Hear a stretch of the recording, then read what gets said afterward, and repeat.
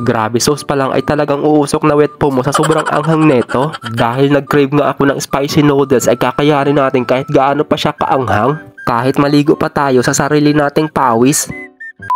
Kaya naman tara, pero bago nga yan, pinag-isipan ko muna kung kakayanin ko ba kumain ng spicy noodles. Dahil nga hinahamon tayo ay hindi na ako nagdalawang isip, kaya tumayo na ako agad dito para kunin yung kinikrib natin na spicy noodles. Tapos parang hindi ko pa siya mahanap saan kaya siya nagtatago, ay andito ka lang pala sa harap. Charot lang. So ayun, nakuha ko na nga pala yung noodles, kaya hindi na natin ito patatagalin. Nagsalang na nga rin pala ako agad-agad dito ng kawali. Tapos maglalagay nga rin pala tayo dito ng tubig na sakto lang. Ayan, okay na yung ganyang karaming tubig kasi hindi naman ako magpapalambot dito ng baka. Dahil may nakapagsabi na sobrang anghang daw talaga nito, kaya susubukan natin kung totoo ba talaga. Pero sigurado ako sobrang anghang siguro talaga nito kasi sa packaging pa lang ay makikita mo na spicy flavor. Kahit gaano pa yung kaanghang, mapa times 2, times 3, times 5, times 10 pa yan, ay hindi ko yan uurungan. Bali, binuksan ko na nga pala at meron tatlong klaseng flavor. Meron spicy chicken flakes at itong pinaka-sauce niya. Kumuha nga lang din pala ako ng malaking lagayan para dito ko na ilagay yung mga seasonings. Tapos pagkabukas ko, meron din pala siyang kasama na toasted sesame seeds. Kaya naman ito naman yung isusunod nating bubuksan.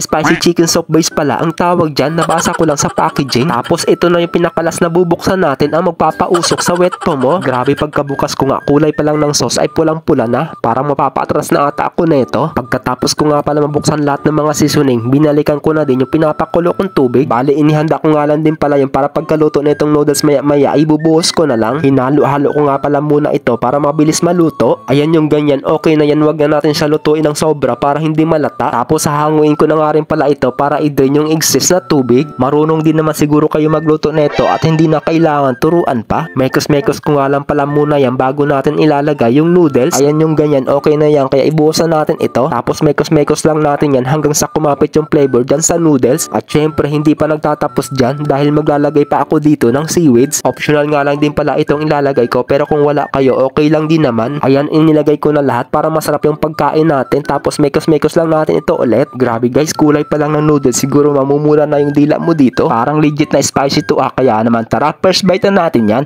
Unang subo.